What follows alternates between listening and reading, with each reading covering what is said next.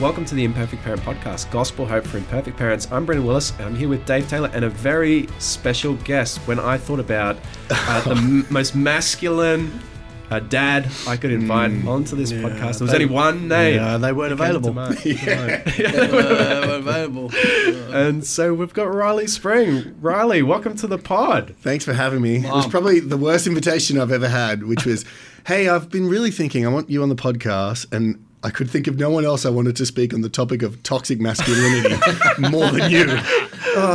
Thanks. We need someone that's almost dysfunctional. Yeah. Exactly. I don't know what that stuff you boys were putting on your lips was shortly before we started recording. Dave and I did share some bliss decks before, so this is just masculinity. That's not toxic. It's because we're secure in our masculinity. Yeah, exactly. Secure masculinity. Secure masculinity. Pure masculine. Bliss decks masculinity. Yeah.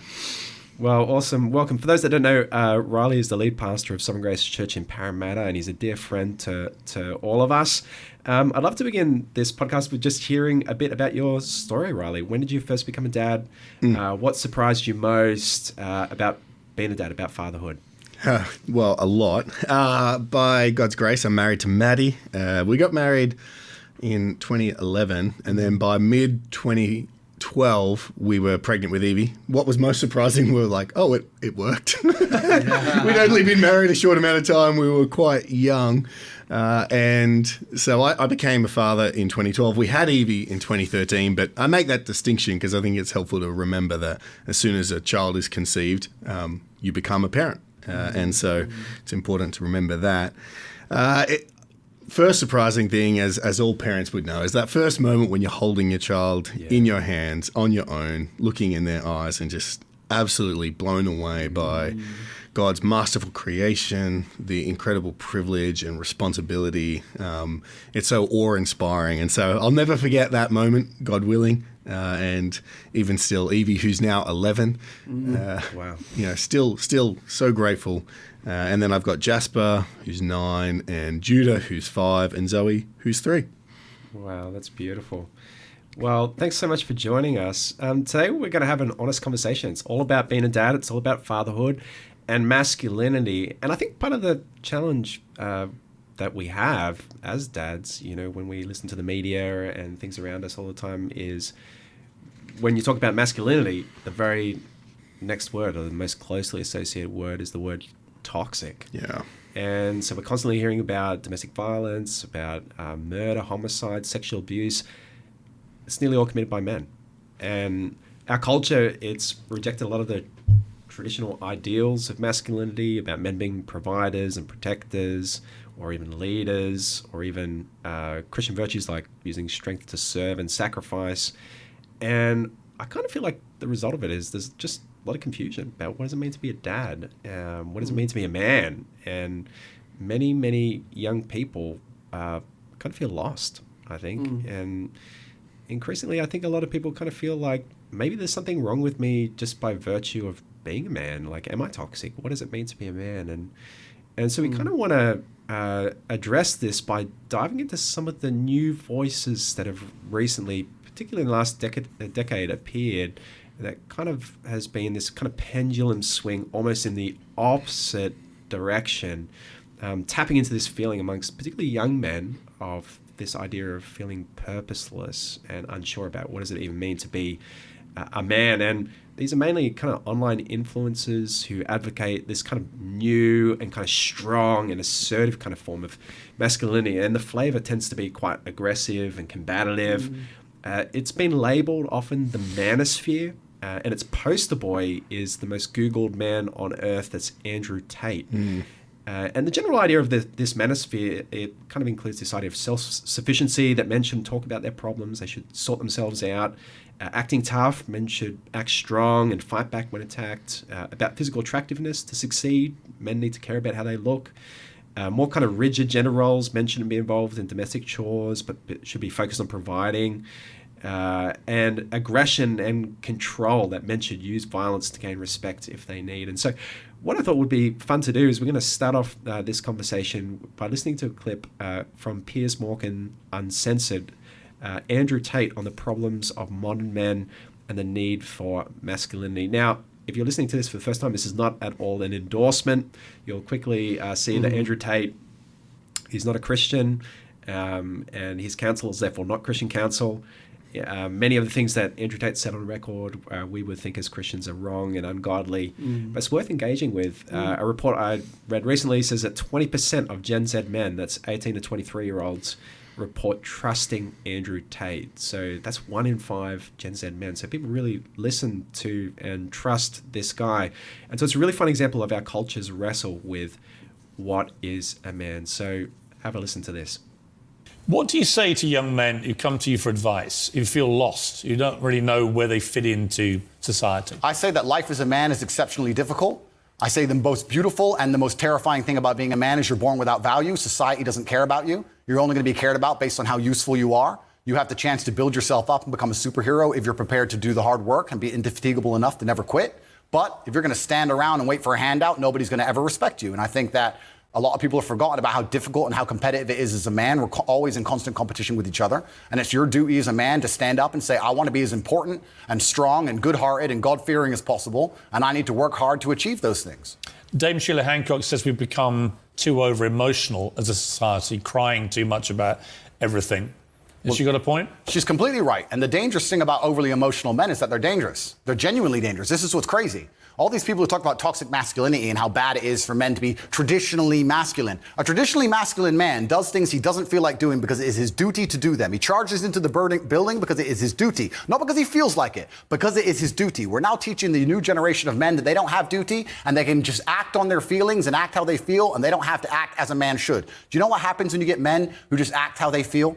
You get school shooters, you get violence, you get rapists. Men who do not control their emotions are dangerous. If you find a man who is stoic, he's not going to hurt people. He's going to sit and think about his actions very carefully, and he's going to be a good man who protects and provides for his family. You find a man who just acts out on impulse and does whatever he feels like, you're going to find a dangerous man. Sitting here telling men to cry more and act with their feelings and it's okay to feel this way, that way, etc., and have no self-control. That is why we have the problems we have in the world.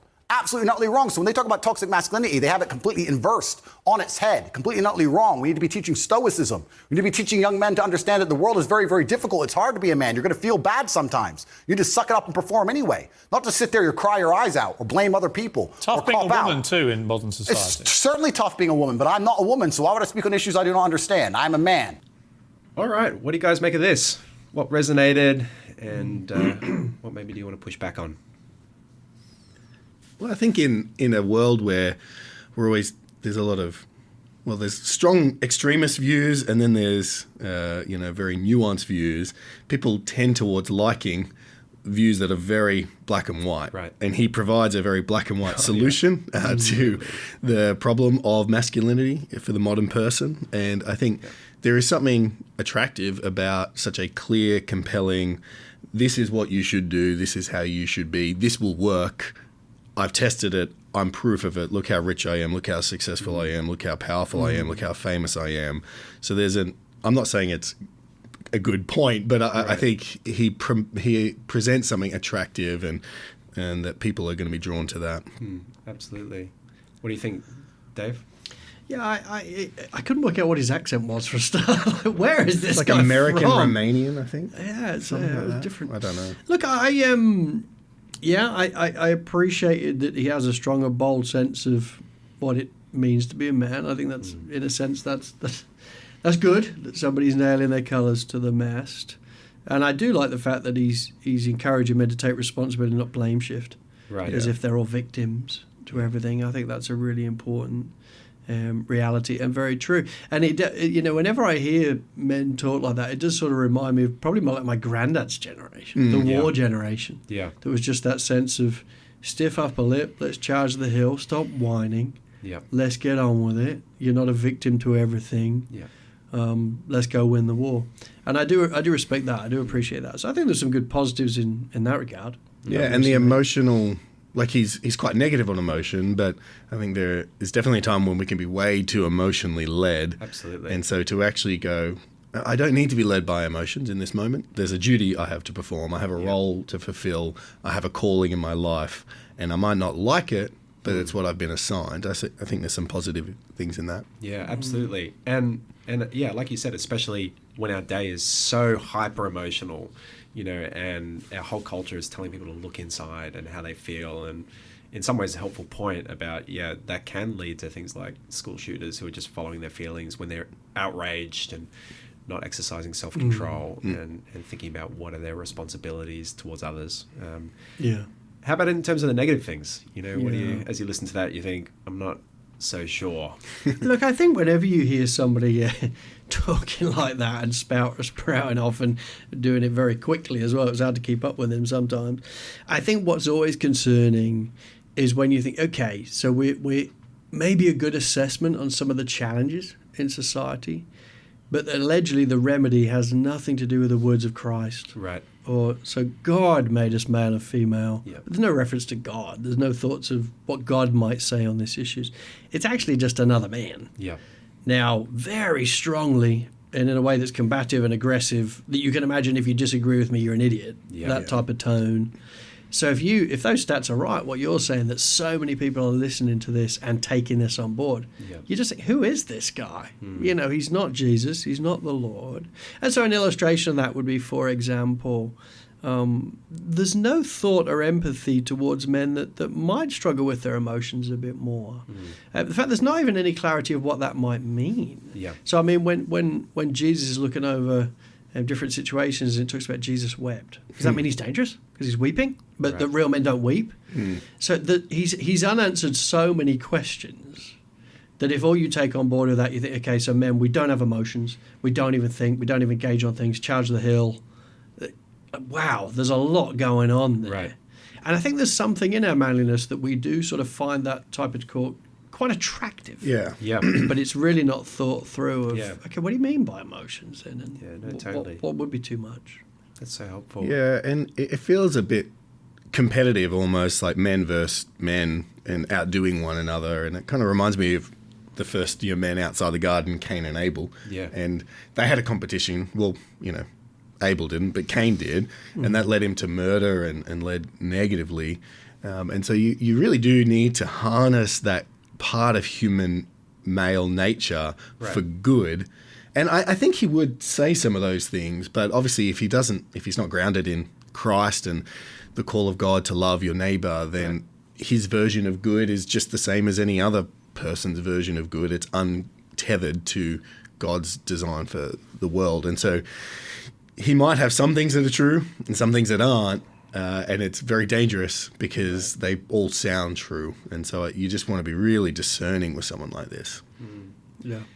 When you think about it, one of the problems with what Tate is saying is that the essence of his encouragement is basically just do better. Yeah, suck it up. Suck it up. Stop being a princess. Stop whining. Do better. Stop whining. Overcome it in your own strength. And I think as Christians, we know it's actually not possible. The pervasive nature of sin means that we can't just in and of our own strength overcome our problems. They go right to the heart of who we are. And well, at a natural level, you can just do better, but not in a way that's viewed with approval by God. Well, yeah, you just end up being a Pharisee. Yeah. With a heart actions that tick all the right boxes, but a heart that's cold to God and doesn't love God or others at all. And so I think that's the heart of why his solution, he's identifying a lot of the problems, I think, as you said, Dave, but he doesn't really offer much by way of solutions to overcome it. Which is interesting you should use the word Pharisee, because you do think, left unchecked, what this would potentially do is raise Pharisees, because it would just be like, well, this is what a man is, so why are you not like that? You'd be expecting everybody else, but as soon as anybody else pushes on that and say, well, why do you think that's a man? Well, because that's the way it is. There's nothing, it's not actually founded on anything. It's just founded on old school tradition. Now, there may well be some old school tradition that's actually biblical, which is probably why you're leaning toward it. Right. But he's just this is the way it should be. Oh, who said, Mr. Tate? Yes, well, he's a modern-day Stoic, right? Yep. So I guess, is he grounded? I don't know. Does he read it? Does he know it very well? He sounds like he has some knowledge of the Stoics and Stoic values. Which is ancient Greek philosophy for those. It is, yeah. So there's this whole idea. It was around at the time of the writing of the New Testament. It was very popular, actually. So if you go back and read some of the letters of Paul, for instance, he's speaking into some of these issues. this whole idea is that there's following certain virtues, and which you hear him mention, in what he's saying is the key to living the good life. So the virtues are things like wisdom, courage, temperance, which kind of just means like moderation, justice, and living in accordance to nature. And so the whole idea of Stoicism, follow these things and you'll flourish as a person. And so in the same way, the flip side of that is you kind of need to free yourself from certain passions or emotions, Right, like yeah. fear or distress or lust or delight, to live a good life as well. So you can really see that coming through. And I think it shows you that actually there's nothing really new under the sun. No. I'm talking about these things 2,000 years ago. It probably ties into where I want to lead this conversation, which is to say, obviously there's a lot of pain and confusion around this topic of masculinity and fatherhood. Where do you guys feel that comes from? Why do you think it is that many dads are kind of hurting at the moment? It's interesting. I mean, here's some thoughts, but speak into it. I kind of feel like we're on the end of a long line of either men that have been dominating or men that have been abdicating. Right. So on the one hand, you've got dominating men, which is where you get violence. And in some ways, it's why you get so much issues with porn and that type of issue. It's like, these are just objects to me. I'm going to dominate ladies at different times. And so there's this domination aspect that people really instinctively, I think growingly, culturally don't like, which is a good thing. But then there's abdication on the other side of the coin as well. So now it's like, I definitely don't want to dominate. So I'm just going to abdicate. I'm just going to make everything equal. In fact, not just even equal. I'm going to make sure ladies are better than us. And it's this very strange mix. And I think added to that, I think ever since the Industrial Revolution, if you study just history, men and their mums, actually more often than not, but we just take men for a minute, have worked harder and harder and harder and harder and are less around their kids. So I think you've got this abdication and domination line at the same time as dads not actually training their kids what it actually means to be a man. So the result is just clueless. Yeah. Just lack of clarity biblically at all of what a man even is or would mean. They've probably not seen it necessarily in their own dads.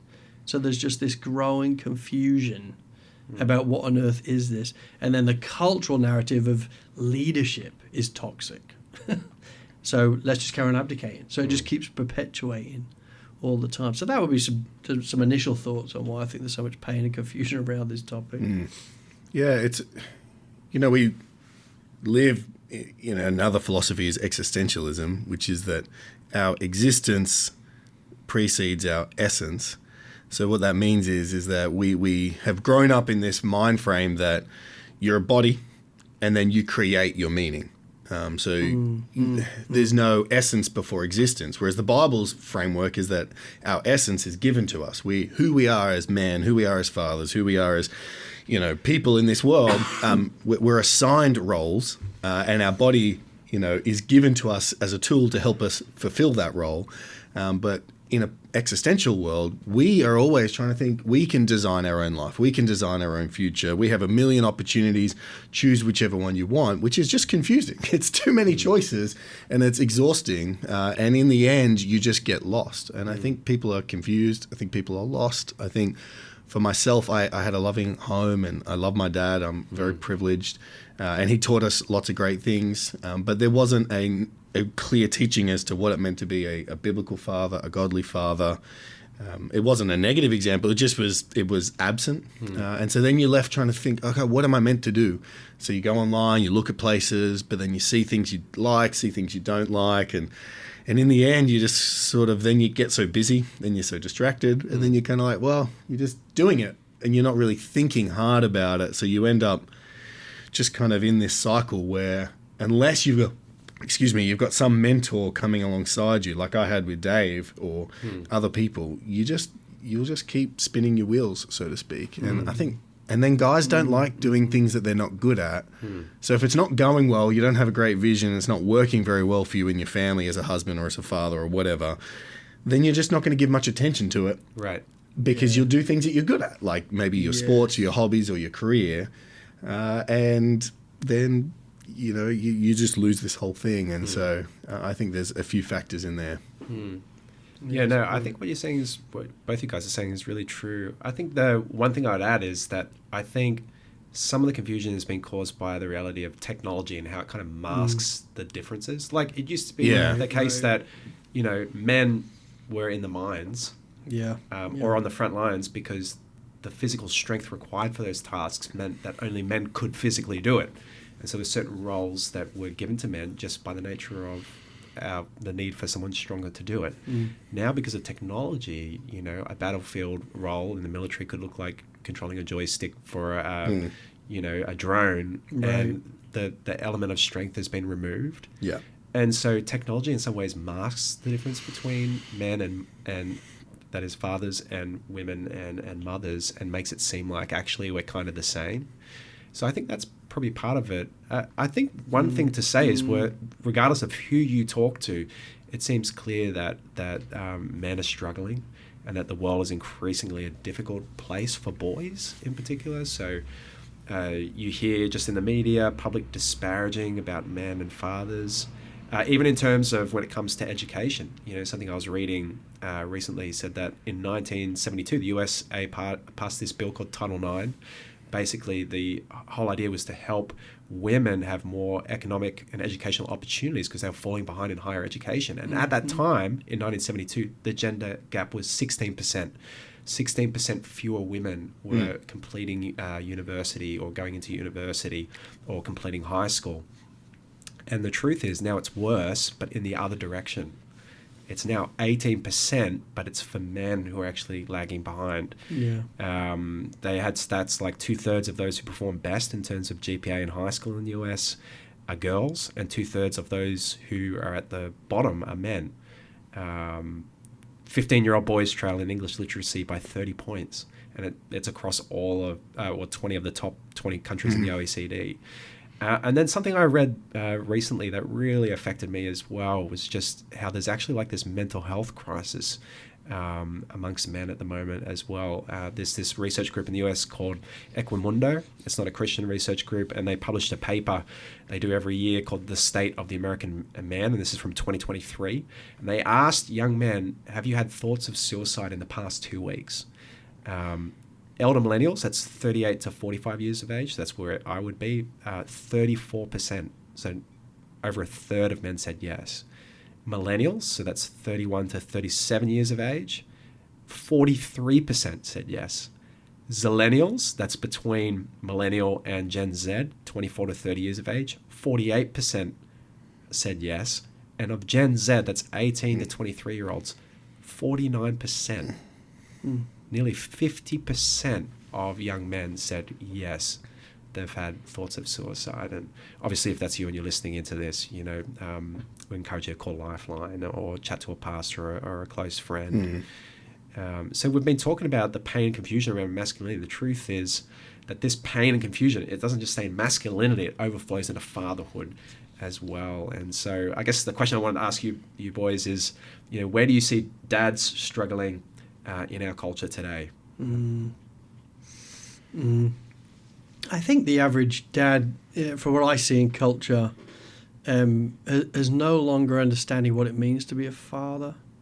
I actually think, even pressing it deep in that, has no understanding of what the responsibilities are of being a dad. It's not just, I don't know. It's, I'm not even sure what the responsibilities are. And I think, mapping onto what Riley said before, I think one of the big challenges that dads face is I think there's a growing trend of, I'm not sure what it is, I don't know what the responsibilities are, and I'm going to bury my head because this is too hard. This is very difficult. And so it's interesting, even on this podcast, the vast majority of people I'm talking to that are listening to it are mums. Yep. And I was going to say to you, so it's dads aren't instinctively going, hey, I'm responsible for my family. Right. I'm the head of the home, which doesn't mean a governance. It actually means a service. Right. I am called to lead this home and train these kids in the way they should go, and wonderfully helped by my wife. I don't think the average guy thinks like that. Right. They're just like, I think my wife's got a hold in the fort, and I try and raise funds, but she's all over this stuff, and I really want to help. You're like, yeah, that's not a biblical Right. premise. But I think, so dads struggle because I don't think we're thinking these issues through.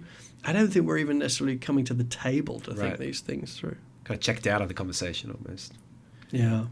On a positive flip side, my experience with dads at sport and whatever is that they're actually quite involved in the family life, Right. maybe more than perhaps dads were in the Yeah. past. But it's that mateship dad. Right. Yeah, it's not So- the training piece, it's the Yeah. but friendship's strong. And so they're probably not likely to be like, son, here's the vision direction for your life. Here's the virtues I want you to have. Here's the kind of way we do things as a family. This is how we worship, etc. You need to Right. believe in what I believe in or whatever. It's more like, well, I'll be there at your games and I'm going to cheer Right. you on and maybe even coach you a little bit if you want it. I'll teach you how to be a better player. But if you don't want it, okay, well, I'll leave it up to the coach. Right. And I think that's good. So they're it's, quite it's almost like involved. it's almost like friendship versus formation. Yeah. Right. Dads Yeah. are really good at being Yeah, well friends said. now, but for forming that kid, I don't know. I think the mum does stuff. So we've kind of fallen off perhaps on the other side, whereas maybe in the past, dads were, I will form you. Yes, I'm not your mate. Now it's like, I'm your mate, but I won't form you. Right. Yeah. And maybe we need to stay on the horse. Oh, I Not think, keep falling off on the I other think you're side. exactly right. I think it's even stronger than that. When you chat to a dad and maybe you're chatting to them about the phone, and they make a throwaway comment of, "Oh, my son's always on the phone, but what do? What can Yeah. you do?" And they're 11, and you're like, "Well, you're the dad." Yeah. Right. So you speak into this and you create boundaries and you encourage and you explain why. But so many guys will be like, well, what can I do? We've Yeah. checked out of the conversation because we've checked out of the formative conversation. I just want to be their friend.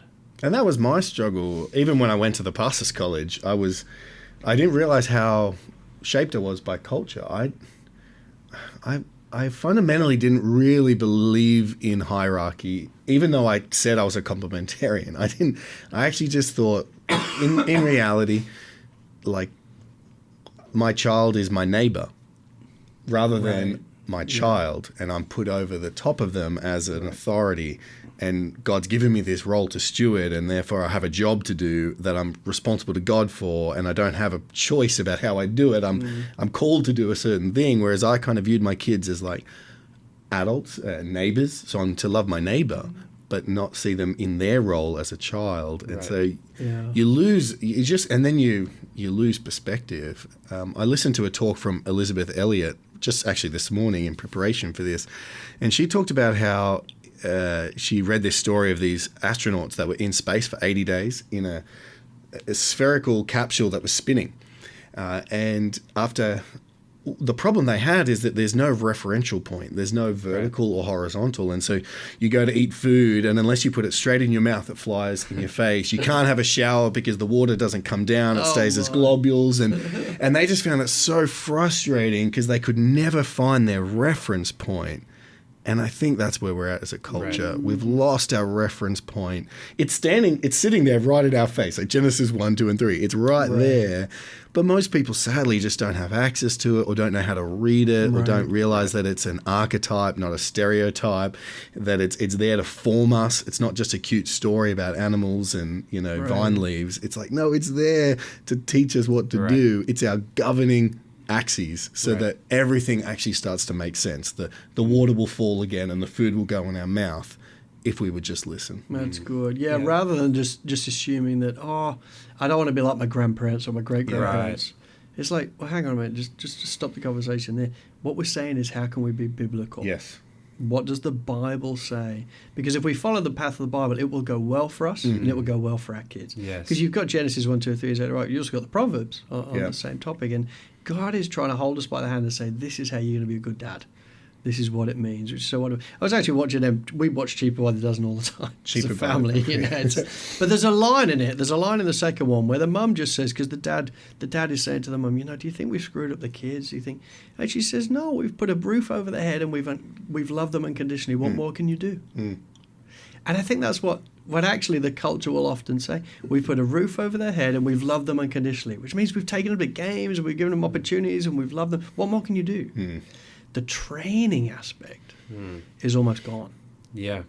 Yeah, no, absolutely. And I think in part it's an aversion to perhaps broken experiences of people or men with their own dads. Right. It's like, I don't want to be like that. Yeah. You know, there's this thing I've referenced before, Steve Biddulph, who's a famous Australian psychologist who spoke to said to a room of 100 Aussie guys that, you know, if 30% of the men in the room, if you have 100 men, would say of their relationship with their dad, I can't stand him. I never want to speak to him. I wouldn't waste my time with my dad. So 1 in 3. 30% would say, I have kind of this kind of prickly relationship with my dad. We see each other, you know, occasionally, but there's always an air of criticism or judgment. And 30% would say, I've got a dutiful relationship with my dad. That when I visit or I ring my father, it's once in a month. There's no really emotional heart to it. And only 10% would say that they've got a loving relationship with their dad. And so if that's true, what Steve Biddulph is saying, that only 1 in 10 guys have that close, affectionate relationship with their dad, you can see why dad as mateship is so attractive to people. It's like, well, I want that. I want to have that. Yeah. And maybe the way to do it is just to be a mate. The other thing I would say is that I think there's been an increasing amount of broken families these days. Yeah. So there's fewer dads around. You know, it tends to be when a family breaks down that overwhelmingly kids go to live with their mum. And so many people have been raised with single parents. And as a result, you just haven't seen that much of your dad or had that much input from your dad. So Yeah, I once heard a quote which is, dad is always present because his absence, even if he's absent, his absence is present. And I think that's just such a powerful way of thinking about, you can't remove dad from the scene. Right. Even if he's not there, the fact that he's not there His is absence. present. Yeah, his absence is present. And so, and that must hurt. Yeah. Oh, yeah. So much. Absolutely. Thankfully, that wasn't my story, but I can imagine. And I can't imagine my kids having to experience that. Well, this is probably a good point for us to shift the conversation towards the Bible, because really, like, as you guys have already alluded to, the hope we want to give people is the Word of God amongst the people of God in our local churches. And so I want us to kick off the conversation by just pondering this question of, you know, what does the Bible firstly have to say about being a man before we delve into what overflows out of that? What does it mean to be a dad? And there's just a couple of things that I want to say that, you know, as we start off, that might not be initially obvious to people because of the air we breathe, the way we think about who we are these days. And that first thing is that the Bible actually says that we're whole people. We're not mainly just bodies, and we're not mainly just spirit. We're actually both. And it really matters, because actually our culture teaches that we're mainly, in terms of who we are as people, we're mainly in terms of who we are, our minds, our feelings, our psychology. That is really who you are, and that your body's kind of changeable, incidental. It's not really the real you, which is really what's behind transgenderism. It's this whole idea of, if you feel that you are actually a woman or a man, and your body doesn't match that, the thing that should take precedence is the feeling, and that should trump it, and therefore the body should change. And that's different from the way the Bible teaches on these things. The word that you've probably heard that's used in the Bible over and over again is the word soul. And both in the Old Testament and the New Testament, that word soul doesn't mean what we think it means, which is usually just the spirit, someone's soul. Actually, the word for soul, both in the Hebrew and in the Greek, refers to both. It's both together. It's the body and the spirit together. That's what the soul means, because both body and spirit are core to who you are. And you actually see that in the book of Genesis chapter 2, verse 7. The Bible says not that man was made his spirit first, and then God clothed the spirit in flesh, but actually the other way around, that God creates the man from the dust of the ground and breathed into his nostrils the breath of life, and the man became a living creature. So God actually starts with the physical and then adds the spiritual, because both matter, both who you are.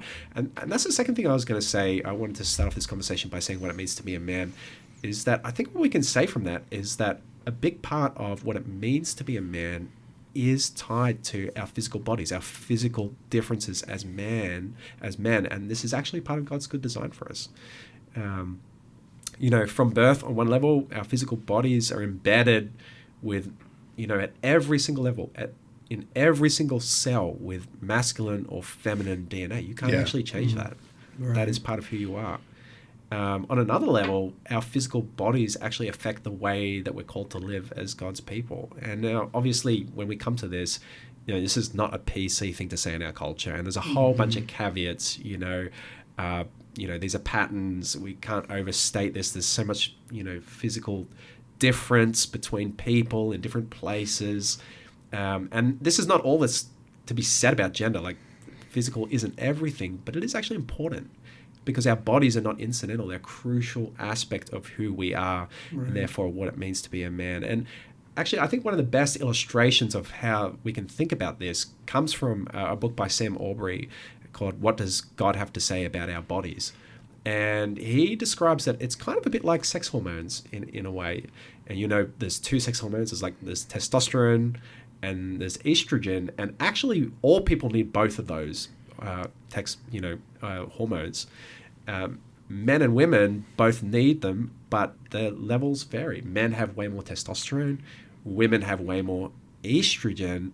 There's differences between men in terms of how much testosterone they have. There's differences between women in terms of how much estrogen they have, and yet both are present in all people, and men universally have more testosterone and women have more estrogen. And I guess this is kind of a picture of what we're talking about here. Yeah. There are differences between us.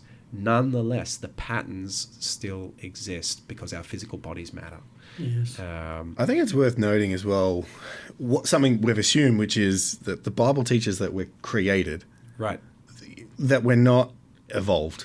Right. And I think once you start bringing in evolution, you end up with this reality where it's like, well, we are just material and we are just bodies, and we can make of it what we will. But the fact of creation is that there's a creator. He designs with intent and in purpose. Right. We receive our created bodies and our created soul all meshed in together. And it's so foundational to view yourself as a created person rather than someone creating your own life and self, because it changes. Because then you're like, well, I have a creator. What was his purpose? Yes. What was his design? Yes. And that, I think that just helps a ton. Yeah, no, absolutely. And we live in such an evolution mindset, scientific world that we often forget. No, we believe in creation, special creation. Yes. God made man and woman. That's foundational and really has to be the baseline for all these conversations. Otherwise, we're just different versions of Andrew Tate all saying what we think is the best, but who cares about what we say? And when you talk like that, when you talk about creation, it then makes much more sense that, of course, the creator can then choose what the real value, meaning, purpose of a man is, because he made it. Yeah. If we go ahead and make something, and then your kid says, "Oh, that's not such and such; it's something else." Well, no, it's definitely this because I made it. Yeah. And I think it's exactly the same when it comes to manhood and womanhood. The Lord's made us this way. He didn't make us genderless. He gave us a gender for a reason. I think it's curious because even on this issue, society is realizing it more and more. Because in the same breath, our culture is saying, you know what, gender doesn't matter now. We can be whatever we want to be. The same breath, we're then upset at the Olympics when men that have become women are beating up other women in boxing, and people go, "No, I don't like this. This is wrong." Well, it's the same thing. Yeah. It's the fruit of this genderless. Apparently, you can be whatever you want to be. And so I think even society is catching up in some ways. Right. That this ain't working. Yeah, the seeds that were sown in the sexual revolution are now bearing full fruit in tree. And we're like, oh, wait a second, we don't like it. It's like, well, we shouldn't have sowed the seeds 50 years ago. Well, and in part, the reason why I mention it is because it supports what you're saying, Brendan, about the physical realities. Right. The actual physical realities is our men are physically stronger than women. Right. But now we may disagree with that, but it's just a fact, which is why it matters so much in sports. Yeah, absolutely. And I think this ties into exactly what the Bible teaches. It's not probably a popular passage that you'll see printed on T-shirts around the place, but 1 Peter 3:7 it says, likewise, husbands, live with your wives in an understanding way, showing honor to the woman as the weaker vessel, since they are heirs with you of the grace of life, so that your prayers may not be hindered.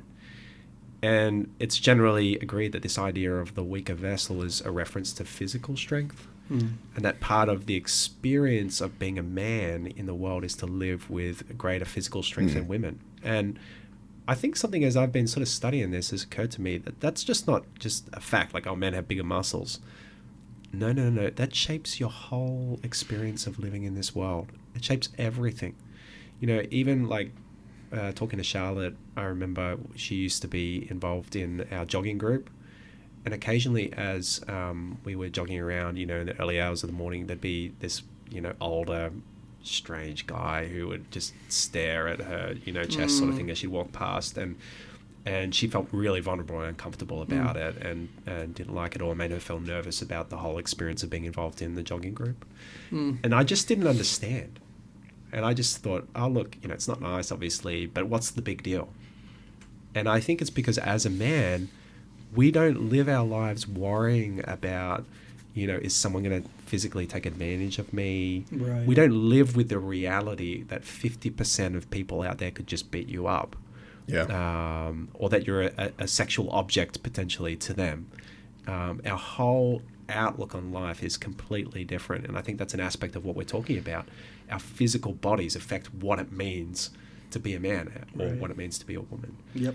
Yeah, and the result is that if there is a creator and we're designed, and God has imbued manhood with greater physical strength than womanhood, then it has responsibilities attached to it.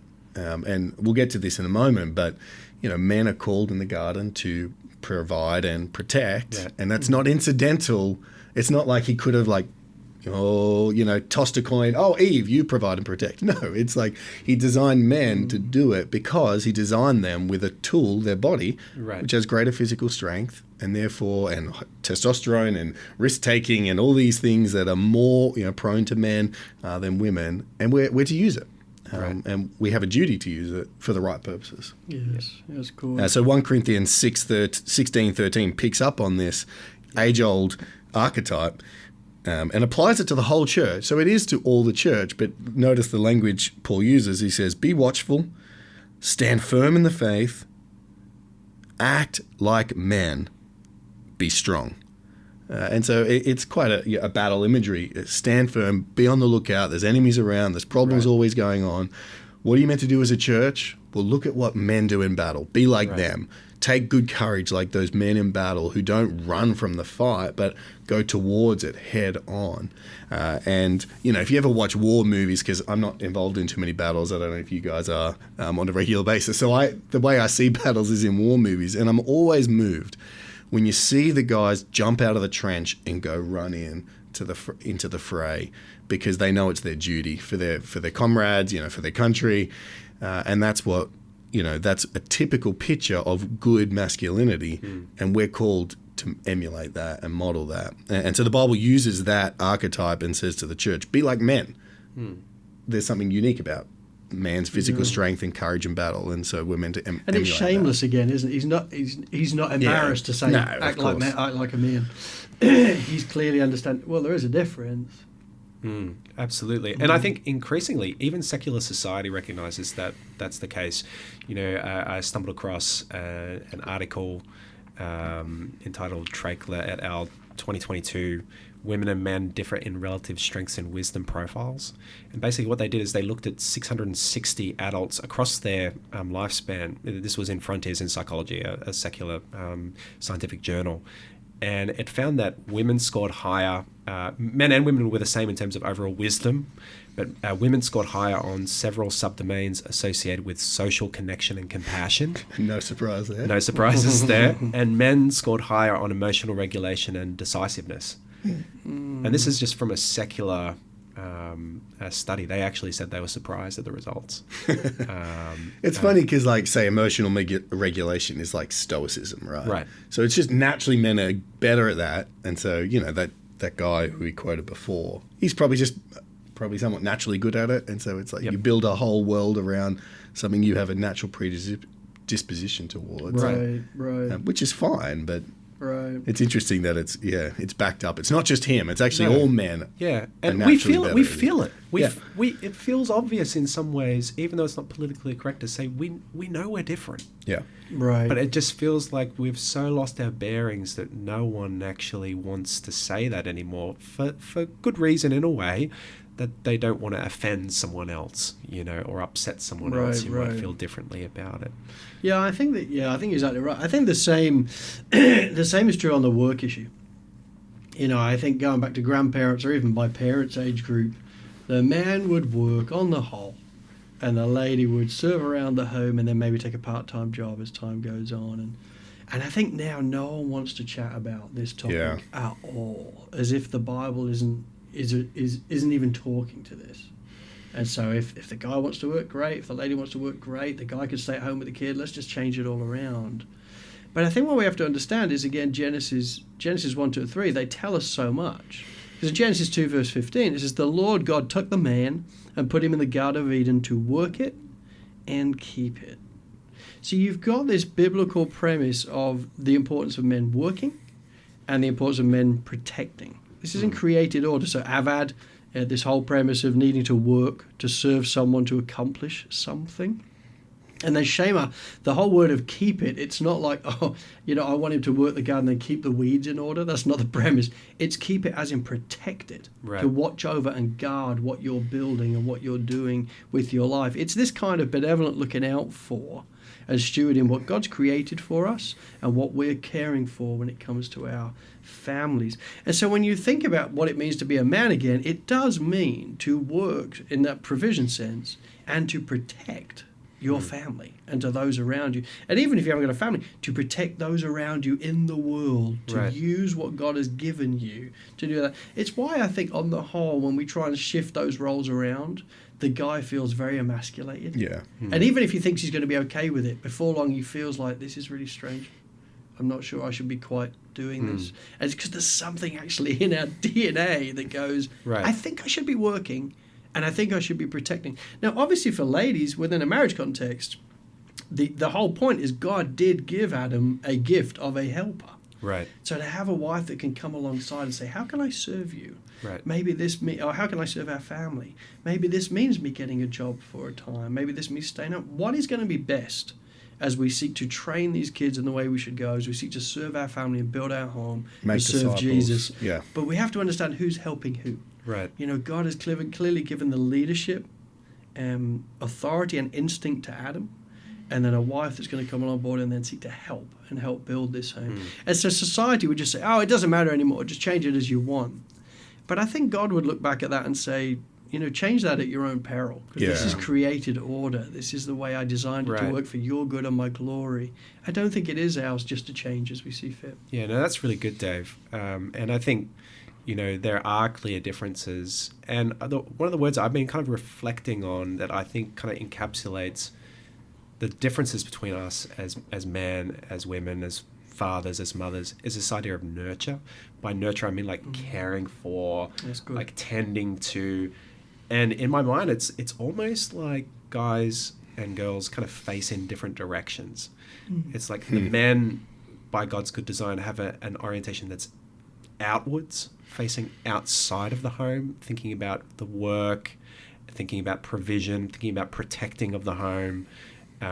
Whereas women tend to have an orientation that's more towards the inward, more towards the children, more towards the running of the home. And you see that, I feel like sometimes in the frustrations that exist between men and women, in that a wife is often like way quicker to identify like relational challenges that the kids are facing in a way that we're not observant to at all, or tasks that need to be done around the house that we're not observing at all, whereas our focus can often be around the finances and outward things, and not as a rule, but generally speaking, guys are more drawn to physical contact sports. We're more physical by nature. Guys are generally more focused on things outside the home. So when you ask the average man in the church the question, "How do you think your marriage is going?"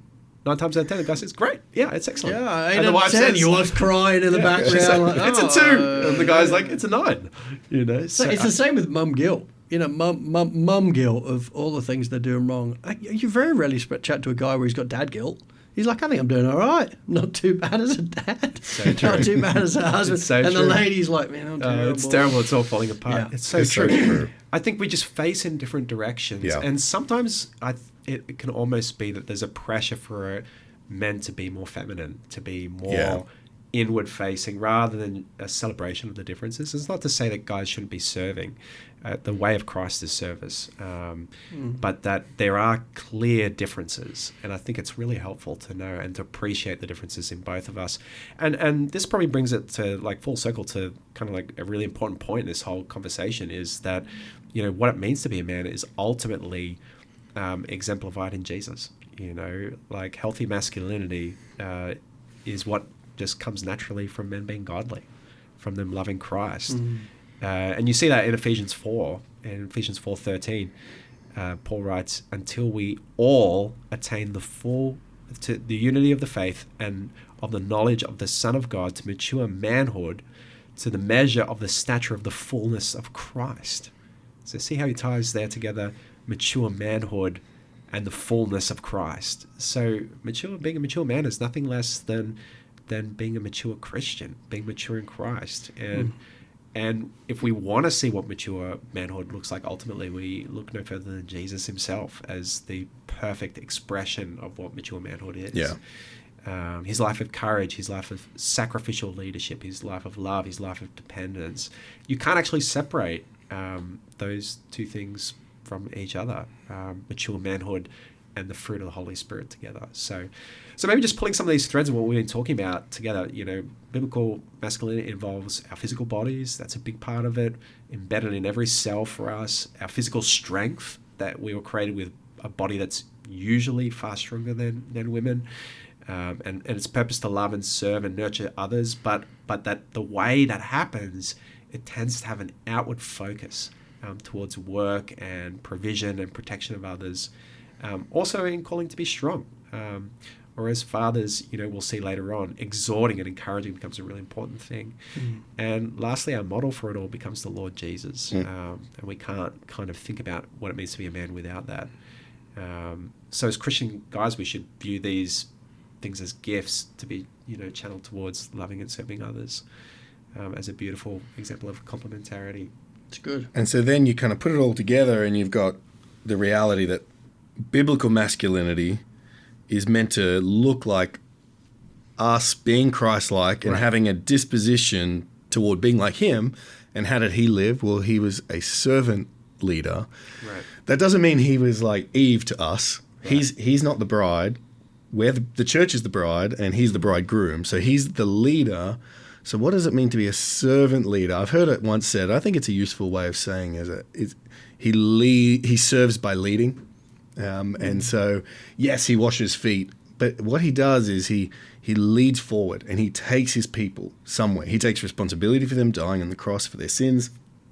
He builds the church. He's protecting the church. He's raising up, like Christ appoints the leaders of the church. He's the one that's actually doing all the work. So he serves us by leading us. Right. And we're to, as men, to follow Christ, and we become servant leaders by serving by leading, Yes. not by being another helper. One thing that Dave said to me really early on was, Maddie doesn't need a helper, she needs a husband. Right. Because I think it's easy. It's an easy win to just help around the home. And, you know, your wife is happy, things, because her world is getting easier. But actually what a family needs, what children need, is dad to lead. Right. And we serve by bearing the responsibility of leading. Leading is tiring, it's taxing. You have the responsibilities on your shoulders. The consequences for how the family is going is really, we should look to the men of the home, not the wives. It's a teamwork, but it actually falls on my shoulders. The fruit we see in my house, for better or worse, look to me. Right. And so I serve Maddie by bearing that load and going, I'll take responsibility for the consequences. We see it in the church. That's why men are called to be pastors and not women. It's not like a CEO thing where it's like, oh, it's about equality and position and title and status and money. No, it's about who's the one that's going to bear the incredible weight of providing for the church, protecting the church, nourishing the church. There's wolves out there. There's danger out there. Right. Who's going to be first to go to prison for preaching the gospel in Australia? Right. Well, do you want it to be the ladies or do you want it to be the men? No, it's the men. We go to prison. We lay our lives down. We're not the ones. So when it's all about like privilege and success, I get why people are like, oh, well, men and women should have the same position. But if you said, well, should women go to prison first for preaching the gospel or men? Right. I think most people would say, oh, I think men should take that role. Right. Oh, I think that's where we see that we're to be like Christ and we serve by leading. Right. And it's a sacrificial leading. It's taking of responsibility. So coming full circle, I think from what you're saying, Riley, and kind of pulling it together, there's a really helpful quote that comes from Al Stewart's excellent book, The Manual. I'll put some links to that. I see what he did there. The Manual. Yeah, exactly. It's a wonderful book, though. Very practical. I never noticed that until Oh, come on. No, really? Very Are practical. you a dad?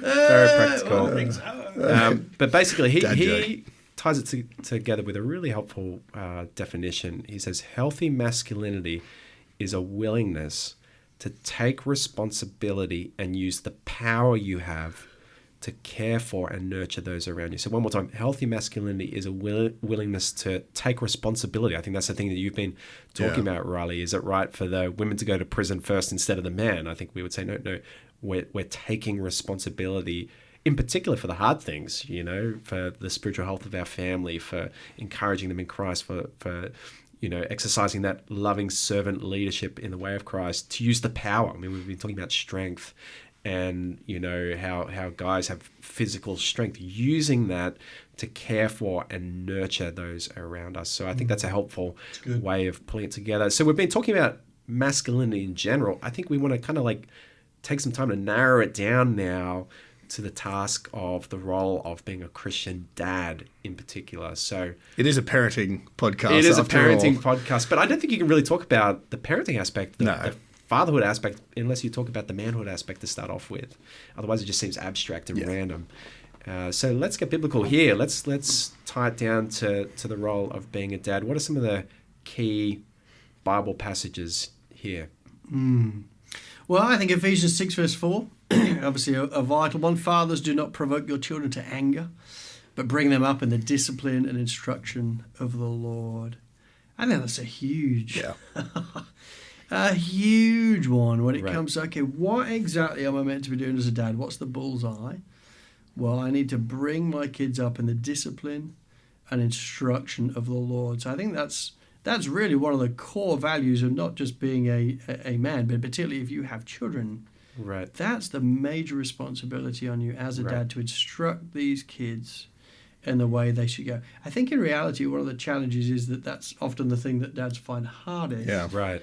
And mums will often run to and be very conscientious, and dads just go, you know what? Oh yeah, it's doing too great, hard. love.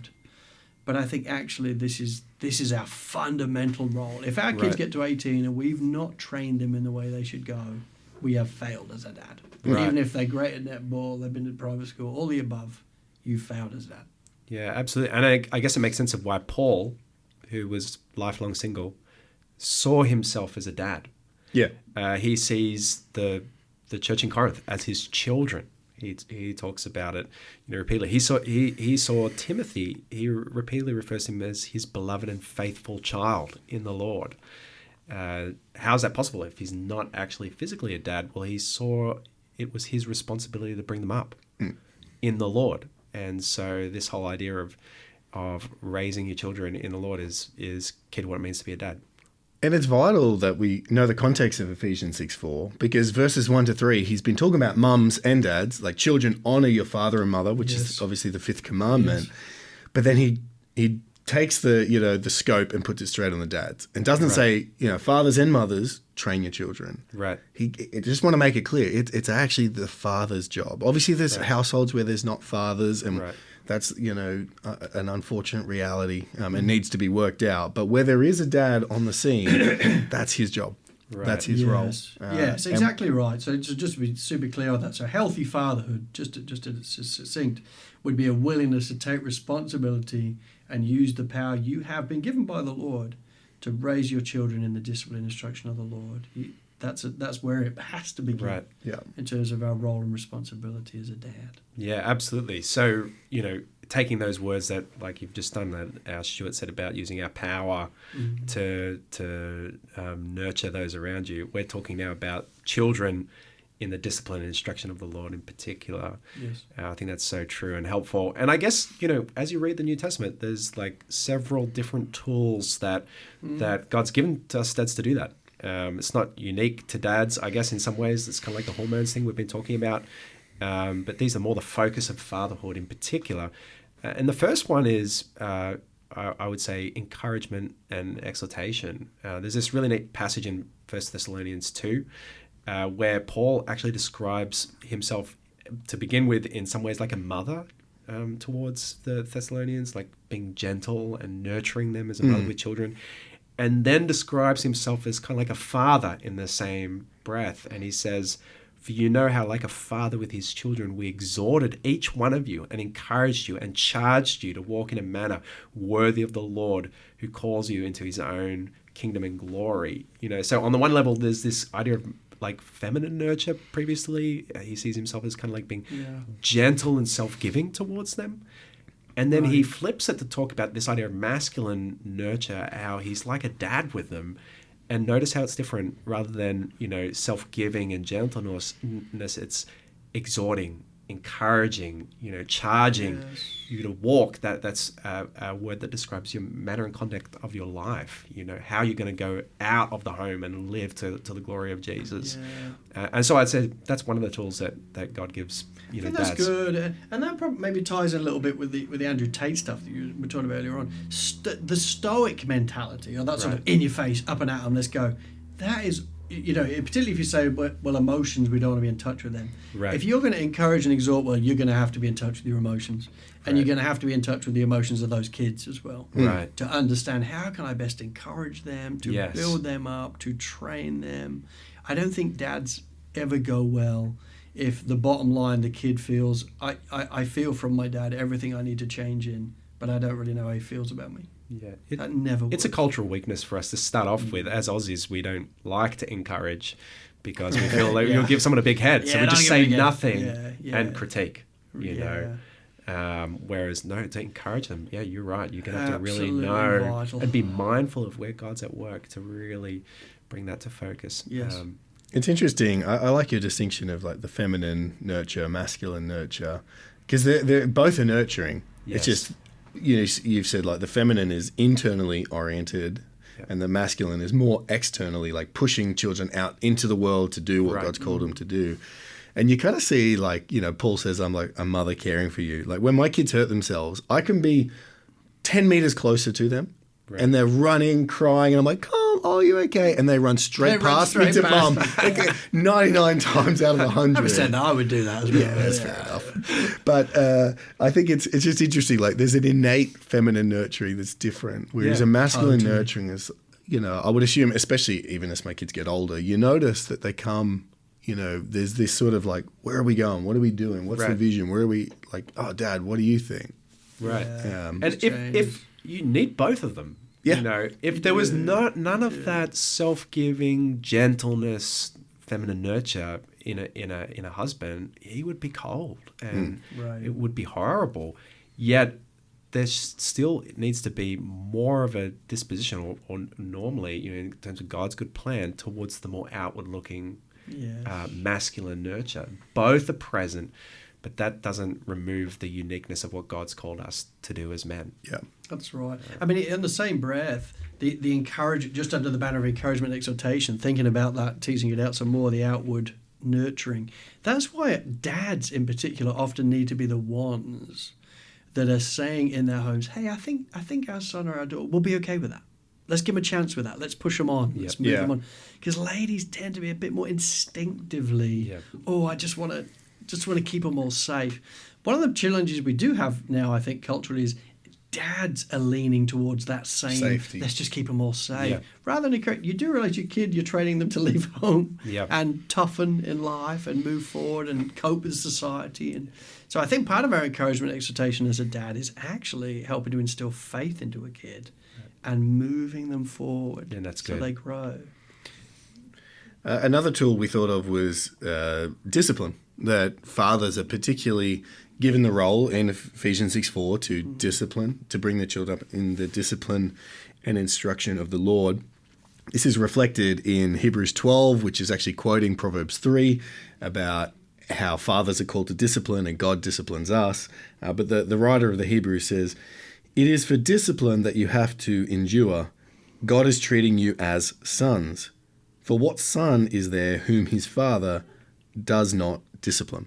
So we have this clear role that it's the father's job. God the Father disciplines Israel, his son, and his people, and then we as fathers mimic our heavenly Father, and we have to discipline our sons and our daughters, though probably in very different ways. And specifically, that passage is actually talking about physical discipline, not punishment, but chastisement that hurts, something that hurts, so that a good outcome will come. And he talks in that passage about no discipline is pleasant at the time, but it reaps a reward. Right. And if our fathers who are trying to do good bring hard things in our life to bring a good reward, how much more our heavenly Father, who might bring incredible suffering to your life, but he has a purpose and he's reaping reward.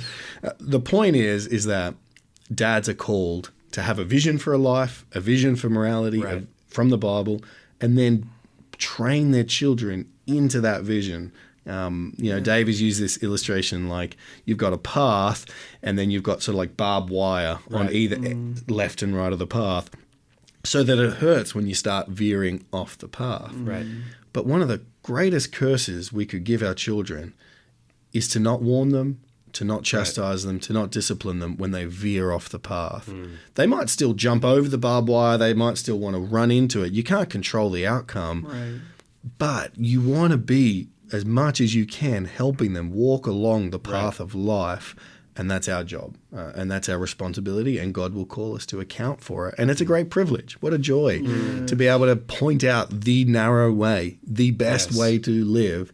And I want to take that with both hands and run with that, even though I struggle because it's not pleasant to be disciplining. It's more fun to be playing, Switch or whatever. But that's the job. The fruit will be bad. You're talking about date nights? Or? With the kids. Okay. Maddie and I don't play a lot of Switch. I think that's really good. Look, I think exhortation and encouragement are important, discipline is important. I think the other one is guiding example, being an example for your kids. I do think that's where culturally it is a really good thing that dad's instinct is to be friends with the kids, want to win them relationally. I think that's wonderful in a sense. As long as you understand, the closer you get to them, the more like you they will become. Right. So what are you offering them to see? What are you showing them? That's good. So 1 Corinthians 4, verses 15 through 16 says, "For though you have countless guides in Christ, you do not have many fathers. For I became your father in Christ Jesus through the gospel. I urge you then, be imitators of me."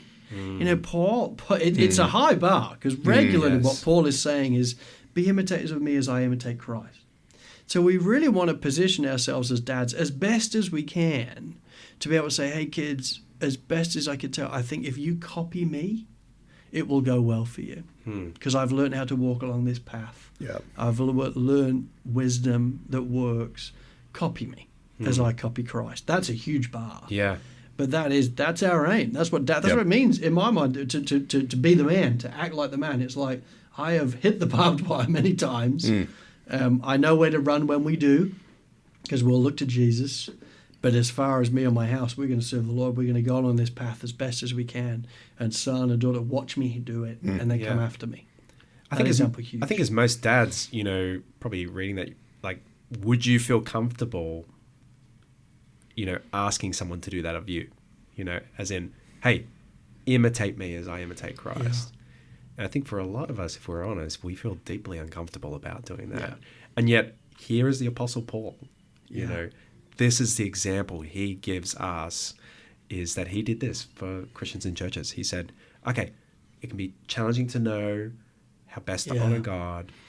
I want you to follow me as I follow Jesus. And it's one of these things, Brennan, that I think one of the things we need to understand as dads, because some dads might hear this and think, panic. But here's the challenge you've got. You're always going to be an example. Right. You're always an example. So you can't just say, no, I'm not going to even play a part in that. Well, sadly, you're still an example. You're an example of somebody who's not even playing a part in that. So it's the moment they are born and they open their eyes. Right. You are an example. They're taking their lead of values, priorities, passions of you. So even if you bury your head and say, well, I don't want to do that, that's fine. What they're going to learn is how to bury their head and avoid all these different things. Because you're the example. They're going to learn that, that's what you do. You get older and you bury your head and we don't talk about these things. So example, the question isn't, am I going to be an example? Right. The question is, what type of example am I going to be? Because you are going to be one. And I think that one of the things that's appealing about an Andrew Tate, is that his name? Yeah, and Jordan Peterson or whatever, is that they're willing to say, imitate me. Yes. Yeah. I know the way to live, do it like this, and it will go well for you.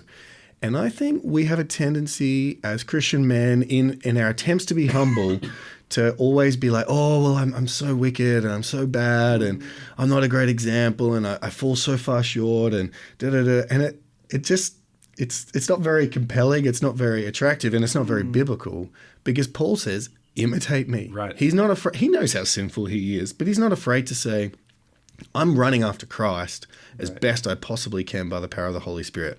Follow me and let's do this together. And I think that we should see it as like a great opportunity, and we should take it up and be like, imitate me, children. Imitate me, life group. Imitate me, whatever role you've got. It's like, I want to live such a life that it's worthy of imitation. That's right. Rather than constantly being like, oh, I'm just not very good and I'm not, it's like, And you're exactly right. And that you are called to it. It's the mateship thing again gone wrong. So the aim of the day is, well, I just want to be friends with my kids. Well, that's not what the Bible calls you. It calls you, yes, befriend them, but you've also going to have to be their coach, their mentor, their father, their instructor. You're going to have to do all those things. You can't just get to the end of the day and, I was just a friend. Well, that's fine. The example that you've shown them then is that the chief end of all, man, is just be friends with everybody.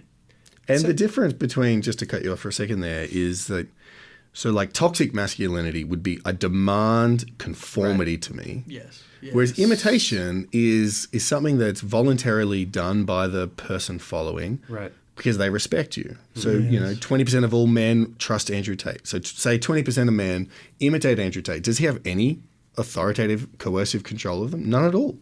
They offer themselves up to him and say, I'll follow you, because they want to be like him. And so it's the same with us, is we want to live such a life that young men are like, oh, my sons or my daughters, like, I want to be like dad. Right. And it's voluntarily offered. The Apostle Paul does it even in that verse. He finishes with, I urge you then, be imitators of me. He doesn't say, so I command you then, copy me. He doesn't say that. He's urging them. Good fathering, servant leadership is doing it in such a way that it is whetting the appetite where that person wants to follow you. Yeah, that's great. But I think that's what Paul's saying. I urge you. I urge you. He's not demanding. And you think about, who has most shaped you over the years. It's very rarely, a specific word or something someone said or a lecture you received. It's the consistent example of those closer to you over many, many years. In the church we often celebrate when someone gives their life to Christ. But what we don't recognize and celebrate is the years of investment from others 1,000%. around them that have influenced them, for Christ before, in the leading up to that decision. So it's such a powerful thing and a privilege then, to offer that guiding example. I want to turn the conversation now with the time that we have left. If people are still with us, you're amazing. Or you listen to it on 2 times speed. I know where you are. Or it was like 10 sessions over the 2 weeks between each episode. But I do want to turn the conversation now towards getting practical, and thinking about how do we live this out? How do we encourage dads, in the task of being Christ-honoring fathers? And so I want to turn it over to you guys. Obviously, you're in different seasons. The Taylors, have got kids, into their 20s. Riley, you've got Evie, who's going to be a teenager soon. Which is good incredible. I'm looking for age of opportunity. It is a great age, actually. So how have you guys sought to live this out? What does raising kids in the discipline and instruction of the Lord look like for you both in different seasons? Well, I mean, we've spoken about so many things already. I think fundamentally the best thing that happened to me was actually learning that I have a role as a father. It's given by God. It's not pride of me to say children must obey me. So to learn that God has created a hierarchical world and that hierarchy is good, and that we all are equal within the hierarchy. No one's better than anyone. We just have different roles. And so one of the best gifts I give my children outside the gospel is me knowing my own role and fulfilling it. And I just encourage dads that if you're not quite sure what your job is, and if you don't feel comfortable being the dad, being the leader, being the husband who leads his home, not controls, but you know what I mean, who's guiding and saying, this is where we're going, go and search that out. Figure out, do you think that's biblical? And if so, and if the Bible's giving me the best way to live, then how can I do this best? Because that will create so much safety and so much order. And my home is by no means perfect, but we benefit so much from following the biblical ordered pattern. It just rules out so many discussions. It rules out so many, arguments, and it creates just a safe place where everyone knows where they fit. I know where I fit. Maddie knows where she fits. The kids know where they fit. We remind each other all the time. And I think it just creates a really great framework because it's God's framework. And so I'd encourage you, go investigate it and see where do you fit in God's paradigm for the household, and then follow the job description to your joy. Yes. Yeah, look, for us, or for me personally, I think that the premise that we've just been talking about in terms of encouragement, discipline, and example would pretty much is the entirety of my parenting strategy for the last 22 years. I think encouragement is so important. I think you watch kids' eyes light up when they are aware of how much you love them, how much you're for them, pointing out evidences of grace. And because inevitably discipline and correction is also going to be a part of life. But is that the tone and flavour you want? So encouragement has been something we've really gone after. I really wanted to... That's the foundation of our parenting in some ways. Well done. That was a good job. Proud of you, love you, for you. Discipline then has always been a part. As they get older, it obviously changes a ton. Because discipline, they're 22, they don't get too much discipline anymore. But when they're younger, it was certainly a part of it. And still for our younger ones now, it's a very real part of life. There's consequence to different things they do. Sometimes it's just natural consequence. Other times it's consequence that's less natural but is going to need to be there so they understand. I love you too much to see you run off the path that way. But a big one as they get older, particularly teenage years, and the guiding example is huge. I think realising whatever you say, they're going to likely become like what you do. Right. They're watching what you do and what you value and what you're passionate about. And if they love you and they respect you, which often comes through the encouragement piece actually and the befriending piece, they actually want to be like you. Right. So they start to copy you. So you don't really have to say, well, copy me. They just do. They want to know what you think. They want to know what your perspective is. And that's great. So I think the encouragement piece linked with friendship, really befriending them, making sure that I am your biggest fan. At the same time, discipline, because I'm going to be faithful to you because I love you. And then I'm going to try and offer you a compelling example as best I can, which even means moments where the example has been terrible and you're going back to that kid and saying, I am so sorry. I blew it there. And that's why I need Jesus just like you do. And could we pray together? Would you pray with me? Because I make mistakes too as your dad. They're seeing an example of how we grow and what it means to follow Christ. So those three things, encouragement, discipline, and example, have probably been the last 22 years of my life. Yeah, awesome. And with the gospel in the center, animating and fueling every part of it, right? And absolutely, presence of the Holy Spirit at work, miraculously turning our affections more towards Christ, transforming absolutely. us. Well, an understanding, even in guiding example, what are we talking about? Well, we're not talking about the Andrew Tate, well, follow me because I think this is right.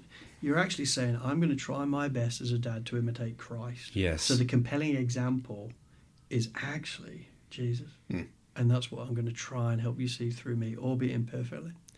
Yeah, that's probably the great encouragement to a dad that's, maybe listening to this and just kind of feeling like, man, I feel like I've botched this. I've not even been in the game and I'm not even sure where to start. We've described some of the basic principles from the Bible, but more there's the hope of Jesus is risen. He's coming back. He's present in your life, in your marriage, in your kids. There's hope. Amen. He's transforming. If mature masculinity looks like Jesus, that is the agenda for the risen Lord in your life, to make you like him. Yes. So he's gonna mature you into the most perfect on that last day man that ever was, because you're going to be radiantly in his image. So there's always hope. We shouldn't despair. Yes, but a question I did want to dip into, recognizing who, our experience has been largely listening to this, is the mums that are listening. And just to say, if what would you guys want to say to the mum who's listening into this, feeling convicted by what we're talking about, and just aware this is not happening in our home? How would you guys want to encourage that mum? Mm-hmm. Well, I think being a good helper is not, hey, I've listened to this message or this podcast and I've written it out and I've highlighted it for you with all the concerns of where you're not doing it. I don't think it's going to help anybody. I think good helper in this is leaning on your husband and saying, hey, I listened to this podcast and it affected me. Would you listen to it? Because I'd love for us to talk about it. Right. I think that's wonderful care and wonderful help towards our husbands. And then when you do talk about it, find ways where you can encourage him. Listen, I've been so blessed by you doing this. But there's nothing wrong with also saying, but I wonder if this is an area that we might need to grow or change. So I think good helping does not mean we just kisses of the enemy. It's sometimes faithful to the wounds of a friend, and being willing to speak into. And also saying to your husband, how can I help you in this? How can I help you in this role that God's given you? What do you want me to do? That's fantastic. Sometimes a question can go a lot further than a monologue or a... So you might listen to this and think, oh, there's all these things, oh my goodness. And you're going to just give it to him or like encourage him or just blurt it off. But perhaps maybe just asking in humility a question like, what's your vision for our family? Or how do you want our kids to turn out? Or we have boys. What type of boys are you trying to raise? Or I listened to this podcast and I was wondering, what do you think your role is as a father?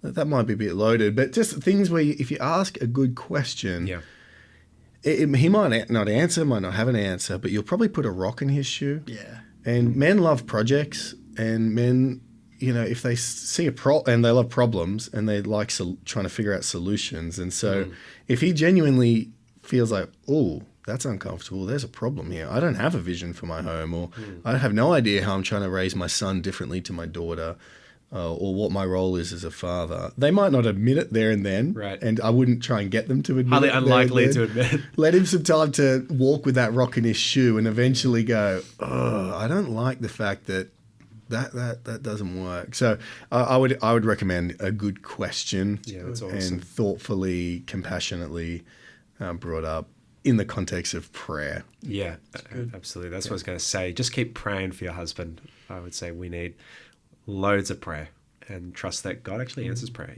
He'll be using those prayers in your husband's life to change him, to convict him, and see what God does with it.